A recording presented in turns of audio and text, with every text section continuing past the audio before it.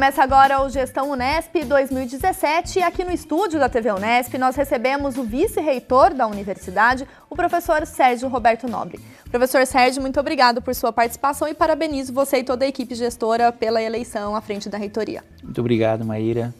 Professor, para a gente começar a nossa conversa, eu gostaria que o senhor esclarecesse a nossa comunidade, tanto interna quanto externa, quais serão as suas atribuições enquanto vice-reitor da nossa universidade, uma vez que durante a campanha o senhor, junto ao professor Sandro, comentaram que seria uma gestão compartilhada. Exatamente, vai ser uma gestão compartilhada. Nós temos, o nosso plano de gestão já prevê isso, né? Um plano de gestão que prevê o compartilhamento das pessoas com as ideias. Nós estaremos juntos, o professor Sandro e eu, como eu já disse também em campanha, nós estaremos juntos e muito juntos, porque nós ficaremos trabalhando no mesmo gabinete e discutindo praticamente todo dia sobre os assuntos que virão à frente na nossa gestão. Então, essa gestão é uma gestão conjunta. O professor Sandro se propõe a isso, eu me proponho a isso e a equipe vai se propor também a estar trabalhando, conversando, e isso faz com que nós possamos ter uma visão geral daquilo que a universidade o que está acontecendo na universidade e o que vem pela frente. Mas dentre as ações relacionadas às pró-reitorias, ao ensino, à pesquisa, à extensão, a todos os espaços da nossa universidade, há algo que fica sob a sua responsabilidade, como a Escola Unesp de Liderança e Gestão, a permanência estudantil? Sim, de fato, o vice-reitor ele é o presidente do Conselho de Ensino, Pesquisa e Extensão, do CEP. Né? Então, a parte acadêmica praticamente vai passar toda pela vice-reitoria. Nós estaremos atuando junto a essa parte acadêmica, mas outros assuntos também, como já foi citado aqui, a Escola de Liderança e Gestão, a permanência estudantil um pouco menos agora, já esteve mais presente, mas agora ela vai ficar mais ligada justamente à COP, estamos fortalecendo a COP. Que é a coordenadoria que já existe. Já existe, e essa coordenadoria fica ligada diretamente à reitoria. Mas nada impede que nessas discussões, inclusive já tivemos a semana passada uma discussão com o responsável, o assessor responsável pela COP, e estávamos eu e o professor Sandro conversando sobre quais são os procedimentos que nós teremos que tomar com relação a esse assunto. Mas é isso, a vice-reitoria ela assume assuntos acadêmicos, né?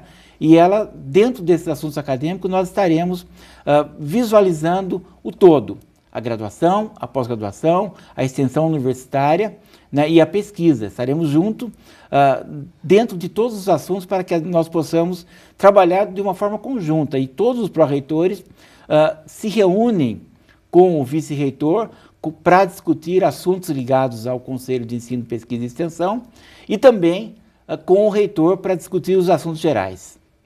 Professor, uma das propostas de campanha e que esteve muito presente no seu discurso no momento da posse em São Paulo foi exatamente o diálogo, enquanto uma ferramenta-chave para se aproximar cada vez mais da comunidade interna, dos servidores técnico-administrativos, dos docentes e dos discentes. Eu gostaria que o senhor comentasse um pouco que ações estão já em andamento nesse início de gestão, de modo a garantir essa aproximação com a comunidade interna. Bom, o diálogo. Primeiro, é nosso papel, é papel do gestor, e também porque os gestores são professores, né? E a gente, como professor na nossa vida acadêmica, nós aprendemos que nós temos que conversar com os nossos alunos, com os nossos colegas, e na gestão nós temos que conversar com a comunidade, né? Então foi uma proposta de campanha, nós levantamos esse tema porque é um tema que nós percebemos que na última gestão ficou um pouco deixado de lado, e nós estamos, sim, dispostos a dialogar com a comunidade, com as representações, por exemplo, as representações sindicais, né, que é o Sintunesp e a do Nesp inicialmente, com a representação estudantil. Só para citar um exemplo, nós já fizemos uma reunião com os representantes do Sindicato dos Trabalhadores, que é o Sintunesp. Estamos com reunião marcada agora com os representantes do Sindicato dos Docentes, que é a do Nesp, e estamos também via COP visualizando conversas com o setor ligado aos estudantes. E reforçando tudo isso, nós precisamos conversar, né? É a conversa que faz com que possamos ampliar o nosso plano de gestão e fazer com que esse plano de gestão fique presente em toda a comunidade. Então, o diálogo é de extrema importância. E por isso, eu, em meu pequeno discurso que fiz durante a posse, eu escolhi para evidenciar que é isso que nós queremos. Nós queremos reforçar o diálogo com a comunidade acadêmica. Professor, e esse diálogo ele vem muito na direção de algo que o senhor defende muito, que é garantir a autonomia de cada uma das áreas do conhecimento. Gostaria que o senhor explicasse melhor, agora que nós temos um pouco mais de tempo, não estamos mais na campanha, em que sentido, dentro de uma universidade como a nossa, que está espalhada em 24 cidades, é importante garantir essa autonomia para cada uma das áreas do conhecimento? Bom, universidade significa universalidade, né? É uma coisa universal, né? A universidade, ela não pode ser gerida e pode ser pensada simplesmente por uma linha de pensamento, porque nós sabemos que são vários os caminhos dentro da universidade que levam ao todo da universidade. E essa forma de enxergar a universidade como todo, por exemplo, as áreas específicas. Nós temos áreas específicas que atuam de forma diferente, que pensam de forma diferente, que produzem ciência de forma diferente. Então, nós precisamos disso, nós precisamos rever isso, trazer isso para dentro da gestão e deixar essa história de que, privilegiando algumas poucas áreas e deixando de lado outras, né? Isso aconteceu, nós sabemos disso, isso aconteceu nas gestões passadas e nós temos que retomar esse assunto. Esse assunto é um assunto que vai ter que entrar, inclusive no CEP, para que nós possamos ter essa visão de que toda vez que se implanta uma política de gestão, uma política acadêmica, tem que se ter a visão de que existem áreas diferentes dentro da universidade. Então nós vamos fazer com que isso possa acontecer. E eu falo com muita tranquilidade porque eu sou matemático que trabalha com formação básica, a minha área de pesquisa como matemático, eu sendo matemático, minha área de pesquisa é uma área que tem dificuldade em angariar recursos para a sua pesquisa, porque eu já falei várias vezes, o matemático, muitos deles não precisam nada além de papel e lápis para fazer pesquisa. E é insensato pensar que ele tem que fazer um projeto para uma agência de fomento para ganhar algum recurso e esse projeto só pode ser, e a sua promoção só pode ser aceita a partir do projeto que ele fez. Então isso nós temos que pensar. E como matemático... A questão da avaliação docente, Exatamente. Que foi outro ponto questionado. E como matemático eu atuo diretamente na área da história da matemática, da história da ciência, e aí eu entro na área das humanidades. Então, eu posso dizer que o meu olhar é um olhar para aqueles que sempre tiveram algumas dificuldades em receber recursos de agências de fomento. Então, eu acho que isso a gente tem que olhar como presidente do CEP, tem que olhar também como docente da universidade para que a gente possa implantar políticas pensando nisso.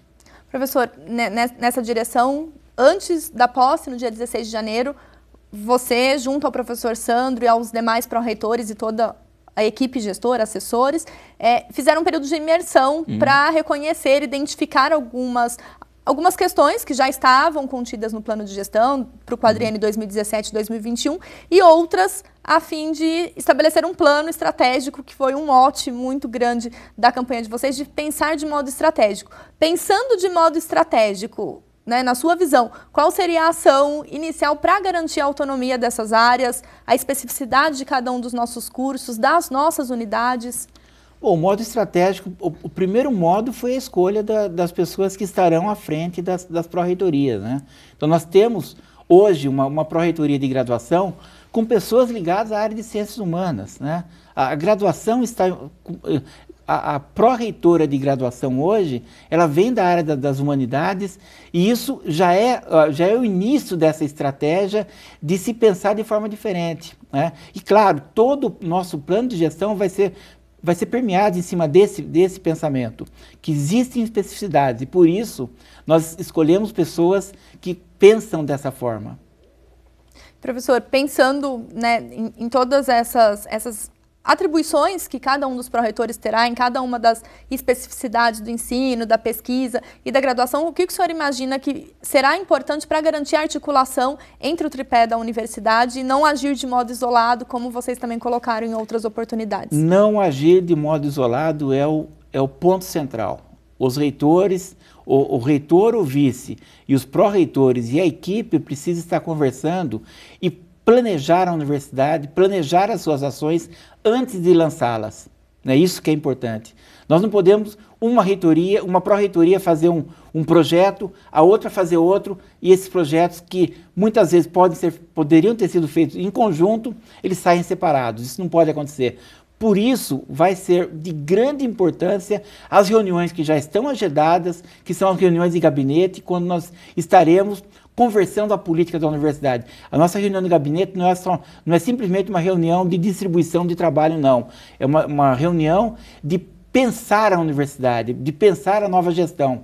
Tá? E por isso, a importância de estarmos juntos conversando e todos conversando no mesmo idioma, na mesma língua, visando o nosso plano de gestão.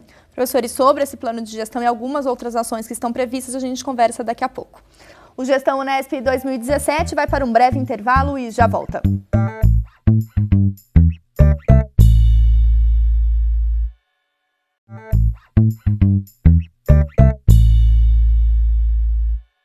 O Gestão Unesp 2017 está de volta e hoje nós conversamos sobre as ações da vice-reitoria da nossa universidade. Professor Sérgio, nós comentávamos sobre algumas ações, a autonomia de cada uma das áreas e outra questão, pensando em uma dessas áreas, o senhor demonstrou uma preocupação com a carreira docente, com a atuação dos docentes. Tanto no nível o docente que atua no ensino superior, dos cursos da Unesp, e a formação dos futuros professores por meio dos cursos de licenciatura, uma vez que a Unesp tem uma expertise muito grande nessa área, nessa formação. Gostaria que o senhor comentasse a importância dessa valorização docente para uma universidade como a Unesp. Bom, primeiro, nós temos que pensar que o pesquisador que vira docente, ele tem que ter, no mínimo, noções básicas de ser docente. Muitas vezes ele se formou um químico, um biólogo ou então um engenheiro e entrou na universidade para ser professor. Então isso é uma das preocupações nossas, né? Fazer com que esse pesquisador específico de uma área que vai ser professor, ele saiba pelo menos atuar como professor. É claro que alguns têm mais habilidade para isso, alguns conseguem com mais facilidade, mas outros não, outros muitas vezes falta um pouco. Por isso, a nossa política vai também visualizar esse futuro professor, ou então esse professor que está atuando nas classes, nas disciplinas de graduação dentro da universidade. Então nós precisamos pensar nisso. Um outro assunto é a formação dos nossos alunos, e essa foi uma preocupação também que eu ressaltei no discurso, na cerimônia de posse, que nós precisamos de professores atuando nas escolas de ensino fundamental e médio. E a minha grande tristeza é saber que tanto a Unesp como a USP e a Unicamp formam esses professores, mas esses professores formados e muito bem formados pelas universidades públicas, nesse caso, eles não são atraídos para assumirem a vaga de professor. São poucos aqueles que assumem a vaga de professor, que assumem de fato a profissão de professor, e muito pouco ainda aqueles que vão para a escola fundamental e média no ensino público. Né? Essa é uma das grandes preocupações que nós temos. É uma pena que isso esteja acontecendo, por isso que eu falo que esse não é um problema só da universidade. A universidade tem que ajudar a pensar nisso, mas é um problema do Estado, é um problema da sociedade, é um problema que gerou esse medo de ser professor, essa falta de atração do futuro professor para assumir as disciplinas, ou seja, escolas do ensino fundamental e médio. Eu me preocupo com isso. Como resolver? Confesso, eu não sei, mas eu fico muito triste em saber que nós formamos bons professores, bons profissionais e que muitos deles não assumem a carreira de professor. Professor, isso tudo perpassa a questão da valorização do trabalho docente e muito também foi questionada a valorização do docente que hoje está na Unesp. Eu gostaria que o senhor comentasse um pouco sobre isso. Exatamente. Então, primeira valorização do trabalho docente, o professor nas escolas do ensino médio, fundamental e médio, e também a valorização do trabalho do professor que atua também dentro da universidade. Eu acho que não faz sentido uma universidade não pensar nisso. Nós temos que pensar positivamente que o professor ele está ali, está dando aula, está trabalhando as questões da sua disciplina, porque ele gosta daquilo. E é isso que nós temos que fazer com que eles gostem disso. Nós temos que fazer com que os nossos alunos formados, os licenciados, também gostem de ser professor. Temos que fazer isso. Que o curso de licenciatura não seja somente um subterfúgio para ele, para que ele possa depois pleitear outras coisas, outras profissões e com diploma universitário, para que ele assuma a profissão com gosto, com amor, com prazer. Eu acho que essa valorização que nós temos que pensar. É claro, nós não temos resposta para isso, porque muitas vezes isso depende do íntimo da pessoa, né? A pessoa, alguns dizem que o professor que quer ser professor, ele nasce professor, o bom professor. Mas eu acho que se a gente conseguir incentivar, ele também possa vir a ser um bom professor. Professor, nessa questão do incentivo que o senhor comentou, muito tem se dito da importância de dar o incentivo ao aluno de modo que a gente possa diminuir a evasão e a retenção nos nossos cursos de graduação e garantir a permanência, principalmente pela política da Unesp, né, de garantir a inserção de alunos, a inclusão desses alunos vindos de escola pública. Eu gostaria que o senhor falasse que ações estão aí perpassando o COP, né, que é a nossa Comissão da Permanência Estudantil, e outras ações na Pró-Reitoria de Graduação, de pós-graduação e também de extensão, de modo a garantir essa permanência dos nossos estudantes. Bom, a permanência é um assunto que vai entrar em pauta e muito mais agora, que nós iremos atingir em 2018 50% das vagas destinadas para o aluno da escola pública. Então isso é um assunto econômico, antes de mais nada. Mas tem a permanência também do aluno que entra na universidade, e aí também esses que vêm da escola pública, que ele possa se manter na universidade sob o ponto de vista acadêmico, né? Não só econômico. Nós temos essa preocupação, a preocupação de que o aluno entra, ele se assusta com as disciplinas do primeiro ano, né? E ele, preocupado com tudo isso, muitas vezes ele até desiste, porque ele não consegue dar conta daquilo que a universidade cobra dele.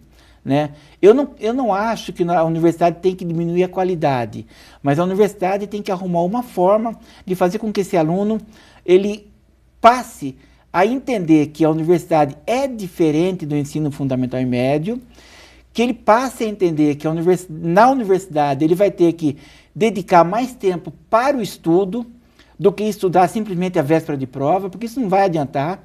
Em qualquer caso, não vai adiantar resolver ele estudar só a véspera de prova.